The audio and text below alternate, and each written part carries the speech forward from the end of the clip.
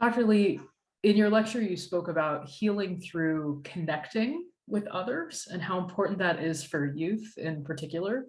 Can you share for our listeners what you mean by that and what that looks like, healing through connecting? Yeah. When I think about grief, it's about a loss, right? Again, loss of someone, loss of an object, loss of a routine, or even geography. If you moved, right? You've kind of a loss. You're grieving that old house, you're grieving that old town or the life that was. So there's a lot of loss in that. And so part of the healing is to connect.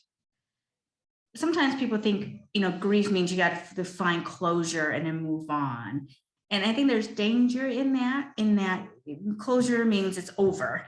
And a lot of times, think about the things that I just named, whether it's a person, a hometown, or a routine, or there's no getting over, right? But it's more of maybe they're not there or the hometown's not there in the physical sense or proximal sense, but that we can still connect somehow in an emotional sense.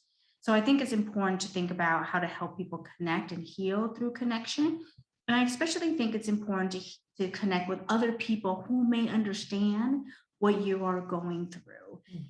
There's there's danger in feeling alone and lonely in an experience. And with young people, again, it can be their very first time experiencing some of these emotions. You don't ever want them to feel like something is wrong or nobody can understand except them. And that can feel heavy, like an already heavy emotion feels even heavier if you feel you're the only one.